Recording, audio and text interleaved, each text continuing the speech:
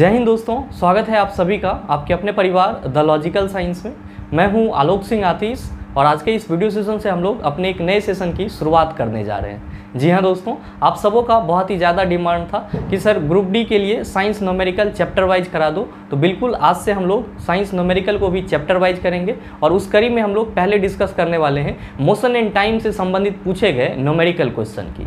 जी हाँ दोस्तों, पहले हम लोग इस चैप्टर के फॉर्मूला को देखेंगे और उसके बाद इससे संबंधित क्वेश्चन को करेंगे। साथ ही आप सबों का एक और शिकायत रहता है कि सर जब हम लोग न्यूमेरिकल क्वेश्चन बनाने बैठते हैं तो बहुत ज़्यादा कन्फ्यूजन हो जाता है, हम लोग डर सा जाते हैं, सहम सा जाते हैं। न्यूमेरिकल क्वेश्चन को पढ़ते हैं तो पता ही नहीं चलता है कि इसमें क्या पूछा जा रहा है और कौन सा फार्मूला लगाना है। तो मैं आप सबों से कहना चाहूँगा कि आप सबों को न्यूमेरिकल से डरने की कोई ज़रूरत नहीं है। आप सभी 100% न्यूमेरिकल बनाएंगे और आसानी से बनाएंगे। बस आपको ज़रूरत है वीडियो के अंत तक बने रहने की, और अगर आप चैनल पर नए हैं तो सब्सक्राइब करके बेल आइकन दबा लेने की, ताकि न्यूमेरिकल का कोई भी वीडियो आपसे मिस ना हो। साथ ही आपकी जानकारी के लिए बताना चाहूँगा कि न्यूमेरिकल क्वेश्चन का जो PDF है वो आपको कहाँ मिलेगी, ये हमारे टेलीग्राम ग्रुप से मिल जाएगी, जिसका लिंक मैंने नीचे डिस्क्रिप्शन में डाल दिया है। आप वहाँ से जाकर के ले सकते हैं। बहरहाल आइए अपने सेशन की शुरुआत करते हैं और देखते हैं एग्जाम रेलेवेंट क्या कुछ सीख पाते हैं। आइए दोस्तों, पहले हम लोग मोशन से संबंधित इंपॉर्टेंट फार्मूला को डिस्कस कर लेते हैं, ताकि जब आप इससे संबंधित न्यूमेरिकल क्वेश्चन करेंगे तो वो आपको आसानी से समझ में आए। आप सभी कहेंगे कि सर फार्मूला समझाने से पहले एक बार आप ये बता दो कि मोशन क्या होता है और रेस्ट क्या होता है। मेरे मित्र, आप सभी ध्यान में रखना और बहुत ही सरल तरीके से ध्यान में रखना कि अगर किसी वस्तु की स्थिति समय के साथ परिवर्तित हो रही है, अगर किसी वस्तु की स्थिति समय के साथ परिवर्तित हो रही है तो आप क्या कहेंगे, वस्तु गति में है। और अगर वस्तु की स्थिति समय के साथ परिवर्तित नहीं हो रही है, यानी समय के साथ चेंज नहीं हो रही है, तब आप क्या कहेंगे, सर वस्तु रेस्ट में है, यानी कि विराम में है। मेरे मित्र, आप सभी कहते हैं कि सर जब कोई वस्तु गति में रहती है तो उसके द्वारा कुछ न कुछ डिस्टेंस कवर करा जाता है और उस दूरी को कवर करने में उसको कुछ न कुछ समय लगेगा। मेरे मित्र ध्यान में रखिएगा कि किसी भी वस्तु की चाल, दूरी और समय, इन तीनों ही राशि में क्या होता है सर, एक संबंध होता है। और हम लोग क्या कहते हैं कि sir speed equal to distance by time होता है। तो जब भी आपसे ये क्वेश्चन पूछा जाए कि किसी वस्तु के चाल, दूरी और समय में क्या संबंध होता है, आप सभी कहेंगे सर चाल जो होता है वो दूरी बटा समय होता है। या आप सभी कई बार इसको याद भी किए होंगे कि दूरी और समय के अनुपात को हम लोग क्या कहते हैं, चाल कहते हैं। मेरे मित्र ध्यान में रखिएगा, आपके एग्जाम में अगर इससे संबंधित क्वेश्चन पूछा जाएगा तो इस तीनों में से आपको कोई दो दिया हुआ रहेगा और एक आपको निकालने के लिए बोला जाएगा। जैसे कि आपके क्वेश्चन में स्पीड दिया हुआ रहेगा और डिस्टेंस दिया हुआ रहेगा। आपसे पूछा जाएगा कि वस्तु को दूरी तय करने में कितना समय लगा। या फिर आपके एग्जाम में स्पीड दिया हुआ रहेगा और समय दिया हुआ रहेगा और आपसे ये पूछा जाएगा कि वस्तु कितना दूरी कवर कर सकती है। तो जब भी आपसे क्वेश्चन पूछा जाएगा तो कोई दो चीज दिया हुआ रहेगा, एक चीज आपको निकालना रहेगा। साथ ही ध्यान में रखिएगा कि जो स्पीड होती है सर ये कौन सी राशि होती है, आप सभी कहेंगे सर ये अदिश राशि होती है। क्यों? क्योंकि स्पीड जो है वो वस्तु के डायरेक्शन पर निर्भर नहीं करती है, डिपेंड नहीं करती है। साथ ही साथ ध्यान में रखिएगा कि स्पीड का ऐसा यूनिट क्या होता है, आप सभी कहेंगे सर मीटर पर सेकेंड होता है। मेरे मित्र एक और चीज आप ध्यान में रखिएगा कि वस्तु का जो स्पीड होता है वो कभी भी निगेटिव या फिर जीरो नहीं होता है, ये हमेशा क्या होता है सर, धनात्मक होता है। तो आप चाहें तो इसको स्टार मार्क दे करके लिख सकते हैं कि स्पीड हमेशा धनात्मक होती है, स्पीड हमेशा धनात्मक होती है। ये आपके लिए एक की पॉइंट हो जाता है। मेरे मित्र आपके एग्जाम में एवरेज स्पीड से संबंधित भी क्वेश्चन पूछे जाते हैं। बस आपको सरल तरीके से ध्यान में रखना है कि एवरेज स्पीड इक्वल टू क्या होता है, टोटल डिस्टेंस बटा टोटल टाइम होता है। यानी कि टोटल डिस्टेंस को हम लोग हिंदी में क्या कहते हैं, तो गुरुजी इसको हिंदी में हम लोग कुल दूरी कहते हैं। और टोटल टाइम को हम लोग हिंदी में क्या कहते हैं, तो सर कुल समय कहते हैं। तो आप ये कह सकते हैं कि सर वस्तु जितना दूरी तय करी और उस दूरी को तय करने में जितना समय लगा, दोनों का जो अनुपात होगा वो क्या कहलाएगा, सर एवरेज स्पीड कहलाएगा, यानी कि औसत चाल कहलाएगा। ध्यान में रखिएगा, एवरेज स्पीड के लिए दो महत्वपूर्ण पॉइंट आपके एग्जाम में सीधे सीधे क्वेश्चन इससे पूछा जाता है। पहला आपका पॉइंट है कि जब वस्तु भिन्न भिन्न चाल से समान दूरी तय करे तब वस्तु का औसत चाल क्या होगा। मेरे मित्र अगर कोई वस्तु V1 चाल से और V2 चाल से समान दूरी तय करे, उस स्थिति में वस्तु की जो औसत चाल होगी वो कितनी होगी, आप सभी कहेंगे सर 2V1 × V2 बटा V1 + V2 होगी। हमेशा ध्यान में रखिएगा कि अगर कोई वस्तु v1 चाल से और v2 चाल से समान दूरी तय करे तब जो वस्तु की औसत चाल होगी वो कितनी होगी, आप कहेंगे 2v1 इंटू v2 बटा v1 प्लस v2 होगा। ध्यान में रखिएगा जो आपका दूसरा पॉइंट है उसमें क्या कहा जा रहा है कि जब वस्तु भिन्न भिन्न चाल से समान समय तक चले। ध्यान में रखिएगा पहला पॉइंट कह रहा है कि वस्तु भिन्न भिन्न चाल से समान दूरी तय करे, दूसरे पॉइंट में कहा जा रहा है कि वस्तु भिन्न भिन्न चाल से जब समान समय तक चले तब वस्तु की औसत चाल कितनी होगी। आप सभी कहेंगे कि सर अगर वस्तु v1 और v2 चाल से समान समय तक चल रहा होगा, वस्तु v1 और v2 चाल से समान समय तक चल रहा होगा तब जो वस्तु की औसत चाल होगी वो क्या होगी सर, v1 प्लस v2 बटा 2 हो जाएगा। तब वस्तु की औसत चाल क्या हो जाएगी, v1 प्लस v2 बटा 2 हो जाएगा। तो ये आपका स्पीड से रिलेटेड फॉर्मूला है, इसको आप माइंड में रखिएगा, आपके लिए इंपॉर्टेंट है। आइए अब हम लोग बात कर लेते हैं वेलोसिटी की और साथ ही डिस्प्लेसमेंट की। लेकिन उससे पहले अगर आप सभी इसको नोट डाउन करना चाहते हैं तो वीडियो को पॉज करके आप नोट डाउन कर सकते हैं। आपका जो अगला फॉर्मूला है फॉर्मूला नंबर 3 वेलोसिटी। आप सभी कहेंगे कि सर विस्थापन में परिवर्तन की दर को हम लोग क्या कहते हैं, वेग कहते हैं। और वेग के लिए हम लोग फार्मूला क्या लिखते हैं, तो डिस्प्लेसमेंट बटा टाइम या विस्थापन बटा समय। तो ये फार्मूला भी आपके लिए उपयोगी है, आप इसको याद रखिएगा। साथ ही साथ हमेशा ध्यान में रखिएगा कि किसी भी वस्तु का जो वेग होता है वो किस पे डिपेंड करता है, तो सर डिस्प्लेसमेंट पे डिपेंड करता है, विस्थापन पे डिपेंड करता है। मेरे मित्र आप सभी विस्थापन के बारे में क्या कहते हैं, आप सभी कहते हैं कि सर विस्थापन जो होता है वो वस्तु द्वारा एक निश्चित दिशा में तय की गई सूक्ष्मतम दूरी होती है। विस्थापन जो होता है वो वस्तु द्वारा एक निश्चित दिशा में तय की गई सूक्ष्मतम दूरी होती है। तो विस्थापन जहां भी होता है तो सर उसमें क्या होता है, डायरेक्शन होता है। क्या होता है सर, डायरेक्शन होता है। तो जैसा विस्थापन होगा वैसा ही क्या होगा सर, वेग भी होगा। इसीलिए हम लोग क्या कहते हैं कि सर वेग जो है वो किस पे डिपेंड करता है, विस्थापन पे डिपेंड करता है। और विस्थापन में परिवर्तन की दर को हम लोग क्या कहते हैं, वेग कहते हैं।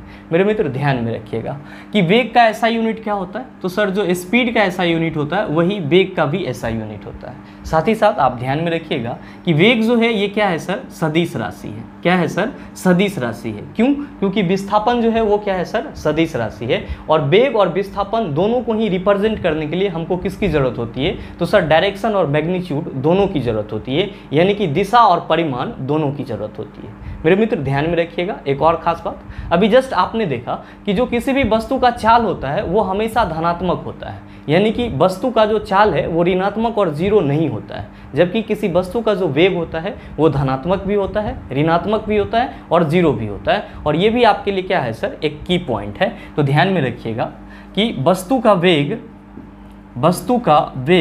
क्या होता है सर, पॉजिटिव भी होता है, निगेटिव भी होता है और जीरो भी होता है। ये आपके लिए इंपॉर्टेंट है। फिर आपका नेक्स्ट हो जाता है सर एवरेज वेलोसिटी। ये भी आपके एग्जाम में पूछा जाता है। तो ध्यान में रखिएगा कि एवरेज वेलोसिटी को हम लोग VAV से रिप्रेजेंट करते हैं। एवरेज वेलोसिटी को किससे रिप्रेजेंट करते हैं, VAV से रिप्रेजेंट करते हैं। साथ ही इसके लिए फार्मूला क्या होता है, तो सर इसके लिए फार्मूला होता है U प्लस V/2। क्या होता है formula sir, U plus V/2।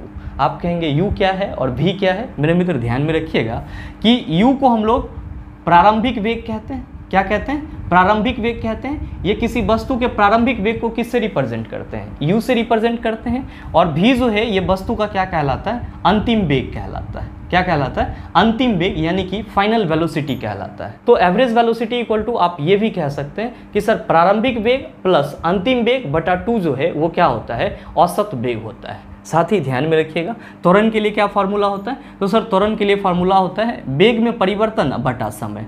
ये जो आपका V है क्या है, अंतिम वेग है, U क्या है, प्रारंभिक वेग। तो अंतिम वेग में से प्रारंभिक वेग घटाएंगे तो वेग में परिवर्तन होगा और उसको हम समय से डिवाइड कर देंगे तो वेग में परिवर्तन की दर को क्या कहा जाता है, त्वरण कहा जाता है। और आप सबों ने इसको बचपन से याद करा होगा। साथ ही एक और खास बात ध्यान में रखिएगा कि इसी को हम लोग शॉर्ट फॉर्म में A = dV/dt भी कहते हैं। क्या कहते हैं सर, dV/dt कहते हैं। आप कहेंगे सर dV क्या है, तो सर dV जो है वो वेग में परिवर्तन को बता रहा है और dt जो है उस वेग परिवर्तन होने में कितना समय लगा इस चीज़ को बता रहा है। ध्यान में रखिएगा कि त्वरण भी क्या है सर, तो सर त्वरण भी आपका एक सदिश राशि है, यानी कि वेक्टर क्वांटिटी है। क्यों, क्योंकि त्वरण किस पे डिपेंड करता है, तो सर वेग पे डिपेंड करता है। अगर वेग बढ़ेगी तो त्वरण क्या होगा, धनात्मक होगा। वेग घटेगी तो त्वरण क्या होगा सर, ऋणात्मक होगा। आप इसका भी ख्याल रखिएगा। साथ ही आप सभी कहेंगे कि सर इसका एसआई यूनिट क्या होगा। मेरे मित्र ध्यान में रखिएगा, त्वरण का एसआई यूनिट मीटर पर सेकेंड स्क्वायर होता है। क्या होता है सर? मीटर पर सेकेंड स्क्वायर होता है। ये आपका इंपॉर्टेंट फॉर्मूला हो जाता है। फिर आपको इसी चैप्टर में क्या पढ़ना रह जाता है सर? इक्वेशन ऑफ मोशन पढ़ना रह जाता है, जिसको हम लोग क्या कहते हैं? गति का समीकरण कहते हैं। ध्यान में रखिएगा कि गति का समीकरण किसके द्वारा दिया गया था? तो गति का समीकरण गैलीलियो के द्वारा दिया गया था। किसके द्वारा दिया गया था? गैलीलियो के द्वारा। और अगर आपसे कोई ये पूछ ले कि गति का नियम किसके द्वारा दिया गया था, तो आप सभी कहेंगे न्यूटन के द्वारा दिया गया था। तो हमेशा ध्यान में रखिएगा, गति का समीकरण गैलीलियो के द्वारा दिया गया और गति का नियम न्यूटन के द्वारा दिया गया। गति का समीकरण कितने हैं सर? 3 हैं। कौन कौन सा? तो पहला है आपका v = u + at, दूसरा है आपका s = ut + half at square, और तीसरा है आपका v² = u² + 2as। मेरे मित्र ध्यान में रखिएगा कि गति के समीकरण को आप इसी क्रम में याद करेंगे। क्यों? क्योंकि आपके एग्जाम में कभी कभी ये पूछ लिया जाता है कि निम्नलिखित में से गति का पहला समीकरण कौन सा है, निम्नलिखित में से गति का दूसरा समीकरण कौन सा है। तो जो आपका पहले नंबर पे लिखा हुआ है वो गति का पहला समीकरण है, जो आपका दूसरे नंबर पे लिखा हुआ है वो गति का दूसरा समीकरण है, और जो आपका तीसरे नंबर पे लिखा हुआ है ये गति का तीसरा समीकरण है। ध्यान में रखिएगा कि गति के तीसरे समीकरण को आप ऐसे भी लिख सकते हैं, ये आपका v² है, तो v² आप इधर रखेंगे, इधर से u² को ले आएंगे तो -u² = क्या हो जाएगा? 2as हो जाएगा। तो आप इस डेरिवेशन को भी ध्यान में रखिएगा कि गति का जो तीसरा समीकरण होता है वो v² - u² = 2as के रूप में भी लिखा जा सकता है। साथ ही ध्यान में रखिएगा, अगर आपके एग्जाम में ये क्वेश्चन पूछ लिया जाए कि वस्तु द्वारा nवें सेकंड में तय की गई दूरी क्या होती है, तो आप सभी याद रखेंगे कि nवें सेकंड में तय की गई दूरी, nवें सेकंड में तय की गई दूरी के लिए क्या फॉर्मूला है? तय की गई दूरी के लिए क्या फॉर्मूला है? तो sir Sn = u + ½ a × 2n-1। हमेशा ध्यान में रखना है कि किसी भी वस्तु के द्वारा nवें सेकंड में जो तय की गई दूरी होगी वो कितनी होगी? तो सर nवें सेकंड में तय की गई दूरी को हम लोग Sn से रिप्रेजेंट करते हैं, और Sn = क्या फॉर्मूला होता है? u + ½ a × 2n-1 होता है। ध्यान में रखिएगा, ये फॉर्मूला आपका गति के समीकरण के अंतर्गत नहीं आता है। ऐसा नहीं कि आप लोग ये सोच लेना कि सर गति के समीकरण 4 थे। हमेशा ध्यान में रखना है गति के समीकरण कितने हैं? 3 हैं। और ये जो आपका फॉर्मूला है ये किस लिए है? तो वस्तु द्वारा nवें सेकंड में तय की गई दूरी के लिए। आप सभी के मन में सवाल उठ रहा होगा कि गुरुजी यहाँ पे ये v क्या है? तो मैंने आपको अभी जस्ट बताया कि v हम लोग अंतिम वेग को बोलते हैं, और u जो है वो प्रारंभिक वेग को बोला जाता है, और a ये क्या है सर? त्वरण है, आप सभी समझ रहे होंगे, और t क्या है सर? समय है। साथ ही यहाँ पे ध्यान में रखिएगा, ये जो s है ये वस्तु की क्या है सर? तो सर वस्तु द्वारा तय की गई दूरी है। s से हम लोग किसको रिप्रेजेंट करते हैं? तो वस्तु की जो दूरी होती है उसको हम लोग s से रिप्रेजेंट करते हैं, और फिर सारा चीज आपका सेम ही है। मेरे मित्र उम्मीद करते हैं कि यहाँ तक के जो भी फॉर्मूला थे उसको आप आसानी से समझ पाए होंगे। बस इसको आप 1-2 बार पढ़ेंगे तो ये आपके माइंड में आसानी से सेट हो जाएगा। आइए एक और महत्वपूर्ण डेरिवेशन की बात कर लेते हैं, फिर हम लोग सीधे कहाँ चलेंगे? क्वेश्चन की दुनिया में चलेंगे। लेकिन उससे पहले अगर आप कुछ नोट डाउन करना चाहते हैं तो वीडियो को पॉज करके इन सारी चीज़ों को नोट डाउन कर सकते हैं। दोस्तों अभी जस्ट आप सबों ने गति के 3 समीकरण को देखा है। पहला आपका v = u + at है, दूसरा s = ut + ½ at स्क्वायर है, और तीसरा v² = u² + 2as है। मेरे मित्र आप सभी देख रहे हैं कि गति के तीनों समीकरण में क्या है सर? तो सर प्रारंभिक वेग है। गति के तीनों समीकरण में क्या है? प्रारंभिक वेग है। मान लीजिए कि अगर किसी वस्तु की प्रारंभिक वेग 0 हो जाए, अगर किसी वस्तु की प्रारंभिक वेग क्या हो जाए सर? 0 हो जाए, यानी कि u = क्या हो जाए? 0 हो जाए, तो ये सब फार्मूला क्या प्रभावित होगा? बिल्कुल प्रभावित होगा। हमेशा ध्यान में रखिएगा कि ये आपका v = u + at लिखा हुआ है, और आप कह रहे सर अगर प्रारंभिक वेग 0 हो जाएगा तो हम लोग यहाँ पे u की जगह क्या रखेंगे सर? 0 रखेंगे, और 0 + at हो जाएगा, यानी कि इसको हम लोग v = at लिख सकते हैं। मेरे मित्र हमेशा ध्यान में रखिएगा कि अगर वस्तु का प्रारंभिक वेग क्या हो जाएगा सर? 0 हो जाएगा, तो जो वस्तु का अंतिम वेग होगा वो वस्तु के त्वरण और समय के गुणनफल के बराबर होगा। तो सर v = क्या होता है? atv होता है। कब? जब वस्तु का प्रारंभिक वेग 0 हो जाता है। आप कहेंगे सर दूसरे समीकरण में क्या प्रभाव पड़ेगा? सर वही प्रभाव पड़ेगा। आप कह रहे हैं s = ut + ½ at स्क्वायर होता है। आप कह रहे हैं गुरुजी u यहाँ पे 0 है, तो 0 से आप किसी चीज़ को मल्टीप्लाई कर दीजिएगा, तो क्या कर लीजिएगा? आप कहेंगे सर जीरो ही हो जाएगा। तो भाई मेरे ये पूरा टर्म क्या हो जाएगा, आपका जीरो हो जाएगा। कब? जब वस्तु का प्रारंभिक वेग क्या हो जाए, जीरो हो जाए।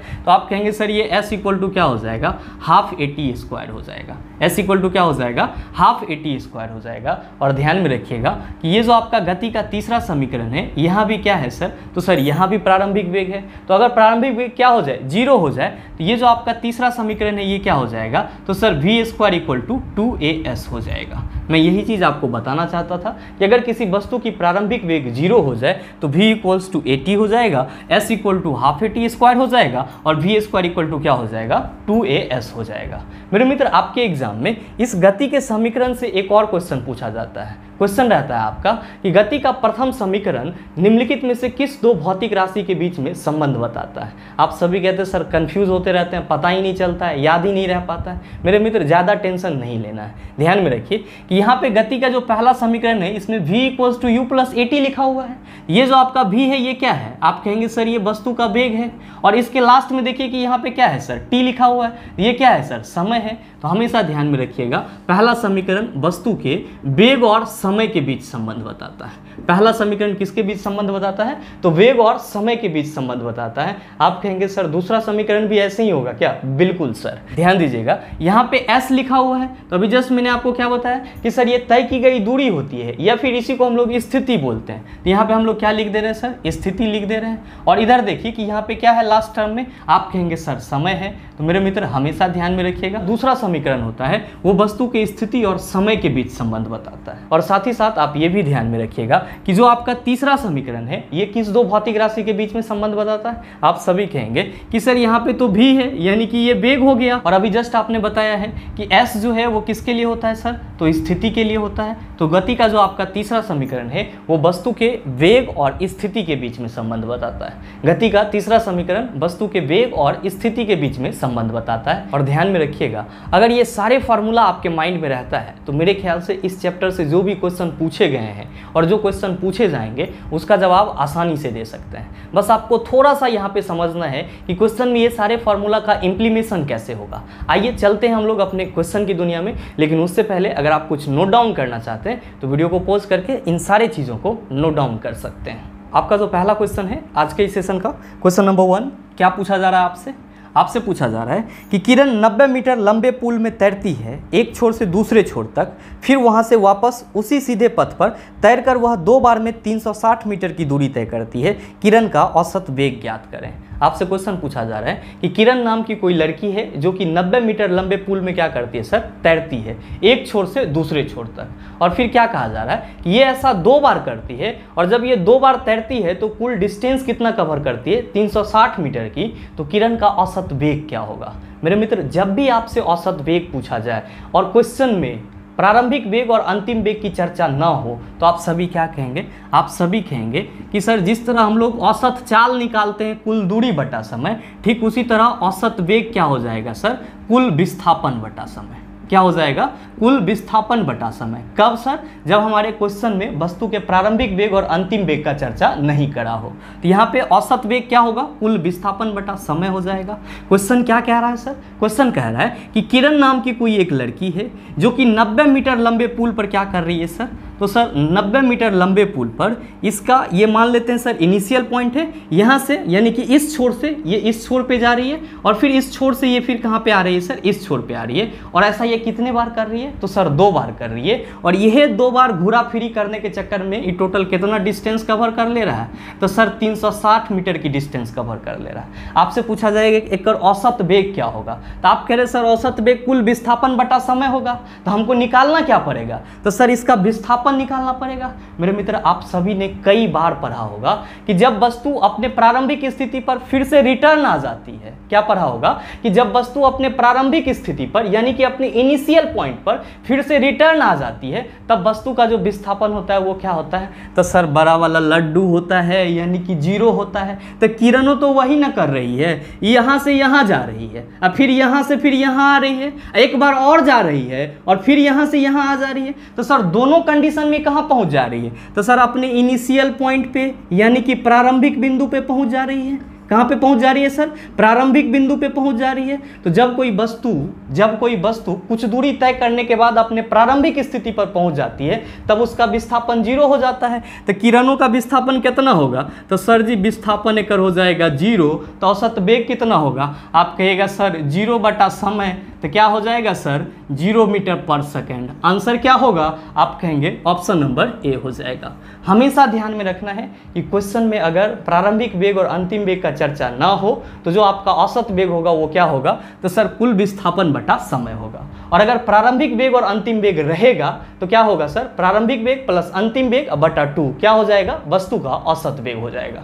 चलते हैं अगले क्वेश्चन की तरफ। आपका जो अगला क्वेश्चन है क्वेश्चन नंबर 2, बड़ा ही आसान सा सवाल आपसे पूछा जा रहा है कि एक कार का वेग 5 सेकंड में 18 किलोमीटर पर आवर से 36 किलोमीटर पर आवर तक समान रूप से बढ़ता है। कार के त्वरण की गणना करें। क्या होगा इसका आंसर? मेरे मित्र हमेशा ध्यान में रखिएगा, जब भी न्यूमेरिकल क्वेश्चन आप बनाएंगे तो पहले क्या करेंगे? डाटा को लिख लेंगे। ये ऐसा आप 2-4 चैप्टर में करेंगे, उसके बाद सारी चीज़ें आपके यहाँ पे सेट हो जाएगी तो आपको लिखने की कोई ज़रूरत नहीं पड़ेगी। लेकिन शुरुआती दौर में थोड़ा सा मेहनत कर लीजिएगा तो आगे सिर्फ चांदी ही चांदी रहेगा। आपका जो क्वेश्चन है उसमें कहा जा रहा है कि कार का वेग 5 सेकंड में 18 किलोमीटर पर आवर से 36 किलोमीटर पर आवर हो जाता है। ध्यान देना कि टाइम कितना दिया हुआ है? 5 सेकंड। कार का वेग क्या हो रहा है सर? 5 सेकंड में 18 किलोमीटर पर आवर से कितना हो जा रहा है? तो सर 36 किलोमीटर पर आवर हो जा रहा है। तो पहले ई हो रहा है कि पहले ई हो रहा है? तो सर पहले ई हो रहा है। तो ई क्या हो जाएगा सर? प्रारंभिक वेग हो जाएगा। ये क्या हो जाएगा सर? प्रारंभिक वेग। और प्रारंभिक वेग को हम लोग किससे रिप्रेजेंट करते हैं? तो गुरुजी यू से रिप्रेजेंट करते हैं। तो आपके क्वेश्चन में यू इक्वल टू कितना है? तो सर 18 किलोमीटर पर आवर। और ये जो आपका लास्ट वाला वेग है ये क्या हो जाएगा? तो सर अंतिम वेग। इसको किससे रिप्रेजेंट करते हैं? तो सर भी से रिप्रेजेंट करते हैं। आपके क्वेश्चन में क्या सब दिया हुआ है? प्रारंभिक वेग दिया हुआ है, अंतिम वेग दिया हुआ है, समय दिया हुआ है। आपसे क्या पूछा जा रहा है? त्वरण पूछा जा रहा है। क्या पूछा जा रहा है? त्वरण। ए इक्वल टू व्हाट? आप सभी क्या कहिएगा? आप सभी कहेंगे सर अब ये न पढ़े हैं, ए इक्वल टू भी माइनस यू बाई टी होता है। ए इक्वल टू क्या होता है? भी माइनस यू बाई टी। लेकिन मेरे मित्र सावधानी बरतेंगे, जब भी न्यूमेरिकल क्वेश्चन सॉल्व करेंगे तो हमें यह भी ध्यान में रखना होगा कि जो हमारा क्वांटिटी है वो सेम यूनिट में है या नहीं। आप यहाँ पे देख रहे हैं कि टाइम आपका सेकंड में है लेकिन वस्तु का जो वेग है वो क्या है सर? किलोमीटर पर आवर में है। तो हमको क्या करना होगा? मीटर पर सेकंड में लाना होगा। आप कहिएगा ले लोटा हो गया सर कल्याण। अब ये कैसे होगा मेरे मित्र? किलोमीटर पर आवर को मीटर पर सेकंड में चेंज करने के लिए 5/18 से गुना कर देंगे। हमेशा ध्यान में रखेंगे कि किलोमीटर पर आवर को मीटर पर सेकंड में चेंज करने के लिए 5/18 से गुना कर देंगे। तो सर दोनों जगह पे क्या कर रहे हैं? 5/18 से गुना कर दे रहे हैं। 18 दूना कितना हो जाएगा? 36। तो सर अंतिम वेग कितना हो जाएगा? 10 मीटर पर सेकेंड। यहाँ पे इस 18 से ये 18 कैंसिल हो जाएगा। कितना हो जाएगा सर? 5 मीटर पर सेकेंड। आपका अंतिम वेग है 10 मीटर पर सेकंड। तो लीजिए 10 मीटर पर सेकंड लिख दिए। आपका प्रारंभिक वेग क्या है सर? 5 मीटर पर सेकंड। तो लीजिए 5 लिख दिए। समय कितना है सर? तो सर 5 सेकंड बटा 5 कर दिए। 5/5 हो जाएगा। वस्तु का त्वरण कितना होगा? आप सभी कहेंगे सर 1 मीटर पर सेकंड स्क्वायर हो जाएगा। मेरे मित्र ध्यान में रखिएगा, आप इसी चीज को ऐसे भी लिख सकते हैं। कैसे सर? 1 मीटर s⁻⁻2 लिख सकते हैं। देखिए आपका ये चीज आपके किस ऑप्शन में है? आप सभी कहेंगे सर ऑप्शन बी में है। तो सही आंसर क्या हो जाएगा? ऑप्शन नंबर बी हो जाएगा। उम्मीद करते हैं समझ पाए होंगे। चलते हैं अगले क्वेश्चन की तरफ। आपका जो अगला क्वेश्चन है क्वेश्चन नंबर 3, आपसे क्या पूछा जा रहा है? आपसे पूछा जा रहा है कि एक अचल स्थिति से शुरू करके सोनी साइकिल द्वारा 30 सेकंड में 60 मीटर पर सेकंड की गति पकड़ती है। साइकिल के त्वरण की गणना करें। बताइए। ना बनेगा, आसानी से बनेगा। क्वेश्चन पूछा जा रहा है कि एक अचल स्थिति से शुरू करके सोनी साइकिल द्वारा 30 सेकंड में 60 मीटर पर सेकंड की गति प्राप्त कर लेती है, तो साइकिल का त्वरण क्या होगा? मेरे मित्र आप सभी कहेंगे कि सर ये अचल स्थिति का मतलब क्या हुआ? भाई मेरे अचल लिखा हुआ है, मतलब क्या है कि जब वो चल नहीं रही थी, यानी कि जब उसने चलना शुरू करा उस वक्त उसकी स्थिति क्या थी? तो सर वो विरामावस्था में थी। तो आप ये कह सकते हैं कि सर कोई भी चीज़ जब चलना स्टार्ट करता है तो अचानक से उसका वेग बढ़ नहीं जाता है। जब भी वो चलेगा तो कहाँ से चलेगा? तो सर 0 से चलेगा। तो यहाँ पे सोनी का प्रारंभिक वेग कितना हो जाएगा? गुरुजी u इक्वल टू 0 हो जाएगा। फिर क्या कहा जा रहा है कि साइकिल द्वारा 30 सेकंड में 60 मीटर पर सेकंड की गति प्राप्त कर ली जाती है। मेरे मित्र सोनी जो 60 मीटर पर सेकंड की गति प्राप्त करती है उसको प्राप्त करने में कितना समय लग जा रहा है? तो क्वेश्चन में दिया हुआ है t इक्वल टू 30 सेकेंड। कितना दिया हुआ है sir? t equal to 30 second. फिर क्या कहा जा रहा है? ये 60 मीटर पर सेकेंड की गति प्राप्त करती है, यानी कि अंतिम वेग कितना है? 60 मीटर पर सेकेंड। क्या पूछा जा रहा है? त्वरण इक्वल टू व्हाट? आप सभी क्या कहेंगे सर अब ये ना बताए हैं a equal to v minus U by T होता है। लेकिन ध्यान में रखिएगा मैंने आपको ये भी बताया है कि अगर वस्तु का प्रारंभिक वेग क्या हो, जीरो हो, वस्तु का प्रारंभिक वेग क्या हो सर, जीरो हो, तो जाहिर सी बात है कि यहाँ भी क्या हो जाएगा सर, जीरो हो जाएगा। तो v में से जीरो घटेगा तो क्या होगा, va ना होगा। तो आप ये भी कह सकते हैं सर a इक्वल टू यहाँ पे v बाई टी हो जाएगा। आपका v कितना है, आप कहेंगे सर 60 है, टाइम कितना है 30 सेकेंड है, 30 दूना कितना होता है, तो सर 2 मीटर पर सेकेंड स्क्वायर हो जाएगा। सही आंसर क्या होगा, आप सभी कहेंगे sir option number B is the right answer of this question. उम्मीद करते हैं समझ पाए होंगे। चलते हैं अगले क्वेश्चन की तरफ। आपका जो अगला क्वेश्चन है क्वेश्चन नंबर 4, क्या पूछा जा रहा है आपसे पूछा जा रहा है कि स्थिर अवस्था से शुरू होने के बाद एक नाव एक सीधी रेखा में नियत दर से 3 मीटर पर सेकंड स्क्वायर के त्वरण से 8 सेकंड तक गति करती है। इस समय के दौरान नाव द्वारा तय की गई कुल दूरी ज्ञात कीजिए। क्या होगा इसका आंसर। मेरे मित्र आपसे क्वेश्चन पूछा जा रहा है कि कोई नाव है जो कि स्थिर अवस्था से चलना प्रारंभ करती है, कोई नाव है जो स्थिर अवस्था से चलना प्रारंभ करती है और एक सीधी रेखा में चलती है, और इस नाव का जो त्वरण है वो कितना है सर, तो 3 मीटर पर सेकंड स्क्वायर है, और ये कितना देर तक चलती है, 8 सेकंड तक चलती है। तो आपसे ये पूछा जा रहा है कि नाव के द्वारा कुल कितना दूरी कवर किया जाएगा, यानी कि s इक्वल टू क्या होगा, ये चीज़ आपको बताना है। मेरे मित्र ध्यान में रखिएगा, क्वेश्चन में कहा जा रहा है कि नाव जो है वो स्थिर अवस्था से चलना प्रारंभ करती है। जब कोई भी वस्तु स्थिर अवस्था से चलना प्रारंभ करती है तो उसकी जो प्रारंभिक वेग होती है वो क्या होती है, आप सभी कहेंगे सर प्रारंभिक वेग 0 होती है, इसीलिए इस नाव का भी प्रारंभिक वेग क्या हो जाएगा, 0 हो जाएगा। मेरे मित्र आप सबों को मैंने अभी जस्ट बताया है कि अगर क्वेश्चन में प्रारंभिक वेग क्या हो जाए, 0 हो जाए, तो आपका जो तय की गई दूरी है वो किसके बराबर होता है, तो सर हाफ AT स्क्वायर के बराबर होता है। तो आपको फार्मूला भी मालूम है और क्वेश्चन का डाटा भी मालूम है, सिर्फ इस डाटा को यहाँ पे रखना है और आंसर निकाल लेना है। मेरे मित्र आप सभी कहेंगे सर s इक्वल टू हो जाएगा हाफ इंटू त्वरण का वैल्यू कितना है 3, और हमारा टाइम कितना है सर 8 सेकेंड, तो स्क्वायर करना होगा, तो 8 गुना 8 कर देते हैं, 2 चौका क्या हो जाएगा सर 8 हो जाएगा, 4 तिया 12 8 है कितना हो जाएगा सर 96 मीटर हो जाएगा। सही आंसर क्या हो जाएगा, आप सभी कहेंगे सर ऑप्शन नंबर सी हो जाएगा।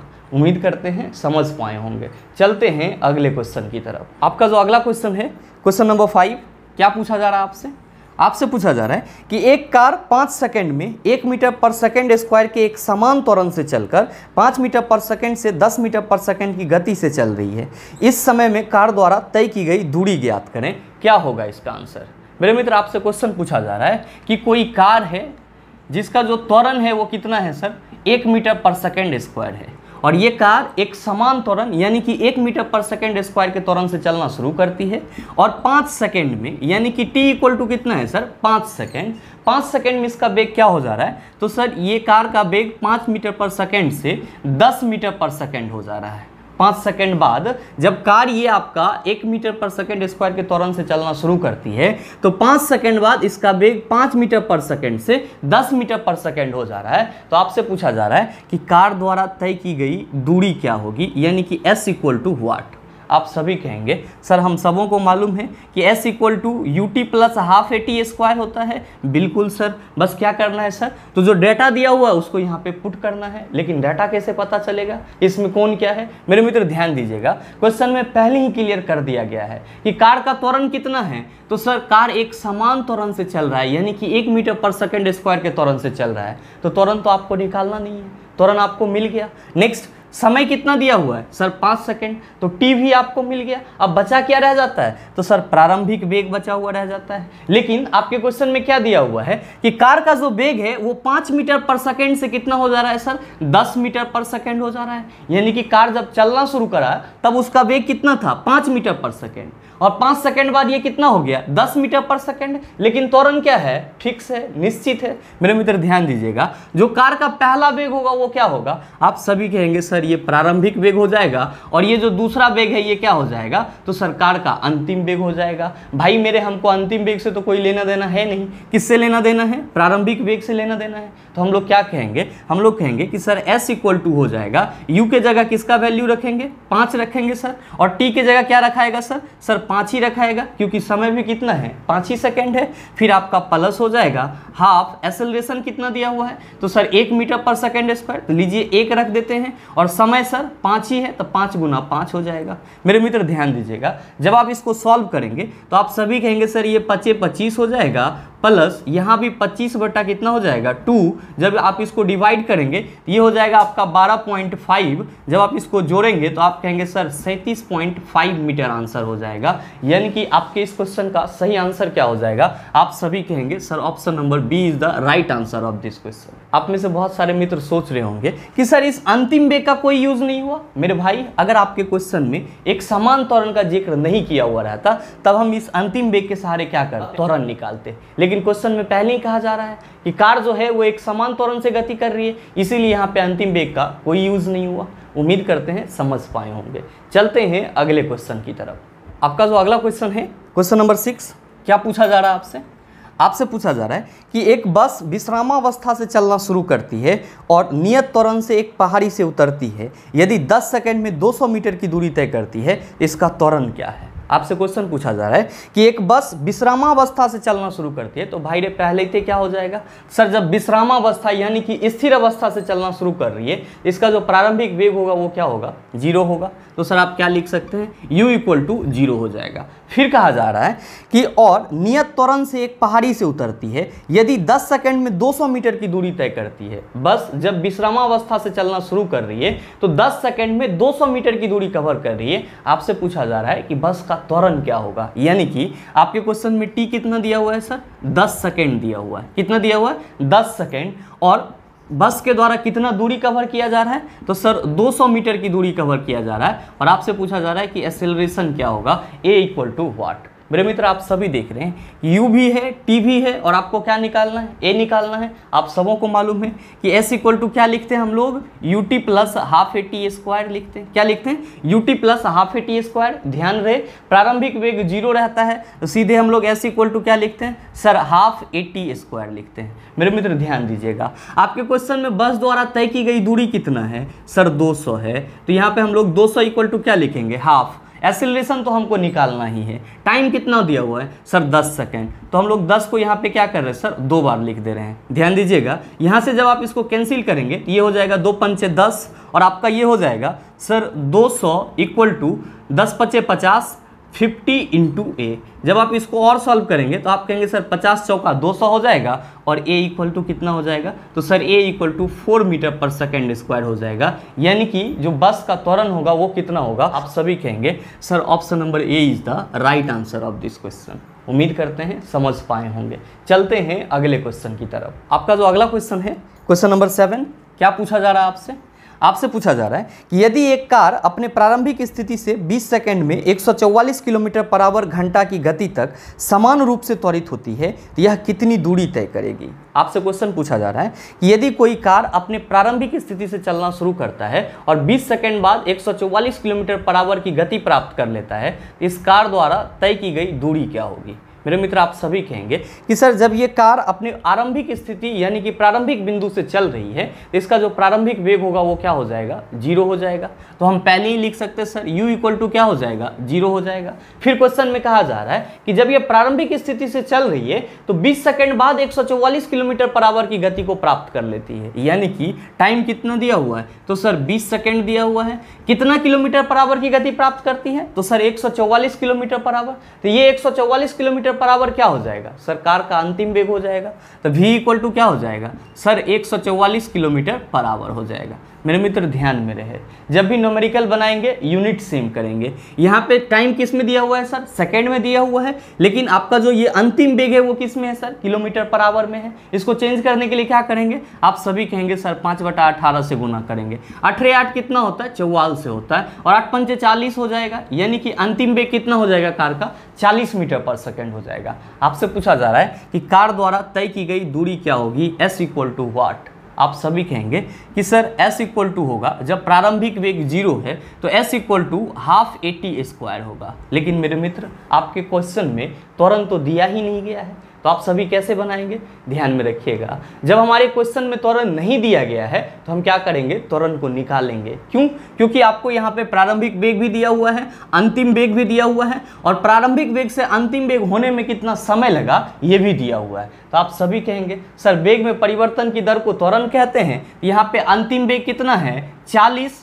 अंतिम वेग में से प्रारंभिक वेग को घटाएंगे तो प्रारंभिक वेग 0 है तो 40 माइनस 0 हो जाएगा। और आपका टाइम कितना है सर 20 सेकेंड, तो गुरुजी ये हो जाएगा 40 अब बटा 20, 20 दूना 40, यानी कि जो आपका इस कार का त्वरण होगा वो कितना होगा, आप सभी कहेंगे सर A इक्वल टू हो जाएगा 2 मीटर पर सेकेंड स्क्वायर। अब आपको त्वरण भी मिल गया और समय भी मिल गया। अब आप कहेंगे सर आसानी से निकल जाएगा। ध्यान दीजिएगा, जब हम लोग इस फार्मूला में हाफ और त्वरण का वैल्यू कितना रखेंगे 2 और समय जो है उसको जब हम लोग स्क्वायर करेंगे यानी कि 20 इंटू 20 करेंगे तो आप सभी कहेंगे ये 2 और ये 2 कैंसिल हो जाएगा, 20 बिसाही 400 होता है और हमारे इस क्वेश्चन का सही आंसर क्या हो जाएगा, तो आप सभी कहेंगे सर इस क्वेश्चन का सही आंसर ऑप्शन नंबर ए हो जाएगा।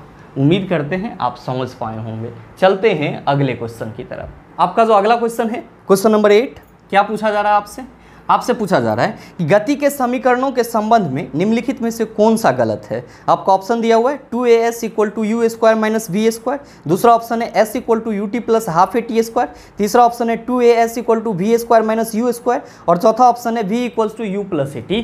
क्या होगा इसका सही आंसर, आप सभी नीचे कमेंट करके ज़रूर बताइएगा, क्योंकि मैंने आपको ये चीज़ कई बार बताया है और जस्ट इस सेशन में भी बताया कि गति के समीकरण कितने हैं और किस फार्मूला को किस रूप में लिखा जाता है। तो उम्मीद करते हैं कि आप इसको समझ पाएंगे और इसका जवाब आप सही दे पाएंगे। बहरहाल चलते हैं अगले क्वेश्चन की तरफ। आपका जो अगला क्वेश्चन है क्वेश्चन नंबर 9, बड़ा ही आसान सा सवाल आपसे पूछा जा रहा है कि 150 केजी द्रव्यमान की एक वस्तु 5 सेकंड में 6 मीटर पर सेकंड से 16 मीटर पर सेकंड की वेग से त्वरित होती है, त्वरण ज्ञात करें।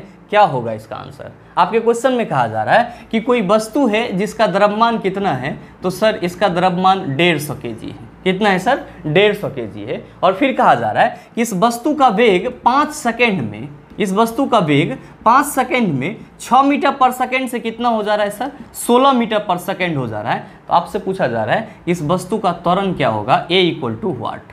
अब आप में से बहुत सारे मित्र ये सोचने लगे होंगे कि सर ये जो वस्तु का द्रव्यमान दिया हुआ है तो त्वरण निकालने में इसका कहाँ पे यूज होगा। मेरे मित्र, अगर इस वस्तु पर लगा हुआ बल दिया हुआ रहता तब हम लोग कहते sir F equal to ma से त्वरण निकाल लेंगे, लेकिन यहाँ पे तो बल की कोई चर्चा की नहीं जा रही है। हमसे सीधे पूछा जा रहा है कि इस 150 केजी द्रव्यमान वाली वस्तु का जो वेग है वो 5 सेकंड में 6 मीटर पर सेकंड से 16 मीटर पर सेकंड हो जा रहा है। तो भाई मेरे एक बात बताओ आप कि इस दुनिया में ऐसा कोई भी चीज़ है जिसमें द्रव्यमान नहीं होता है। आप कहेंगे सर हर एक चीज़ में द्रव्यमान होता है। तो बस यहाँ पे जो ये द्रव्यमान दिया हुआ है सिर्फ और सिर्फ आपको भरमाने के लिए दिया गया है कि आप थोड़ा सा डेविएट हो जाओ, लेकिन आपको डेविएट नहीं होना है।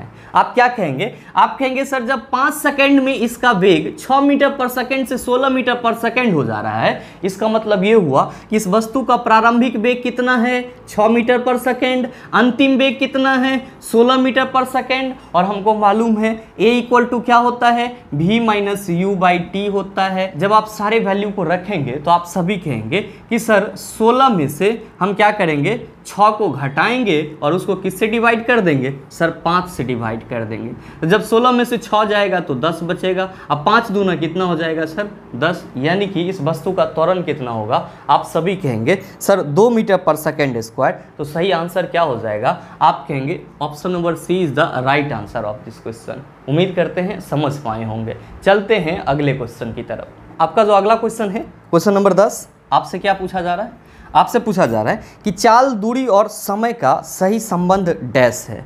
क्या होगा इसका आंसर। आपसे क्वेश्चन पूछा जा रहा है कि चाल, दूरी और समय का सही संबंध क्या होगा। मैंने अभी जस्ट आपको बताया है कि सर स्पीड इक्वल टू क्या होता है, तो डिस्टेंस बटा टाइम होता है। तो सही संबंध क्या होगा, तो sir s equal to D by T होगा। सही आंसर क्या हो जाएगा, ऑप्शन नंबर बी हो जाएगा। मेरे मित्र उम्मीद करते हैं यहाँ तक के जितने भी क्वेश्चन थे उन सारे को आप आसानी से समझ पाए होंगे। और ध्यान में रखिएगा कि आपके पिछले ग्रुप डी एग्जाम में जो मोशन इन टाइम से क्वेश्चन पूछे गए थे वो आपका इसी टाइप का था। अगर आपको इससे संबंधित दूसरा क्वेश्चन भी डाटा बदल के दे दिया जाए तो मेरे ख्याल से आप उसका जवाब आसानी से दे देंगे। साथ ही साथ इस टाइप का कोई भी न्यूमेरिकल होगा आप उसको 100% सॉल्व कर लेंगे। साथ ही उम्मीद ये भी करते हैं कि ये वीडियो आपको अच्छा लगा होगा। अगर आपको वीडियो अच्छा लगा तो वीडियो को लाइक कीजिएगा, ज़्यादा से ज़्यादा शेयर कीजिएगा, और हाँ अगर चैनल पे नए हैं तो सब्सक्राइब करके बेल आइकन दबा लीजिएगा ताकि इस तरह के एग्जाम रिलेवेंट वीडियो का नोटिफिकेशन सबसे पहले आपके पास पहुँचे और आप उसको सबसे पहले देख पाओ। मिलते हैं फिर अगले सेशन में, तब तक के लिए best of luck. Thank you, have a nice day.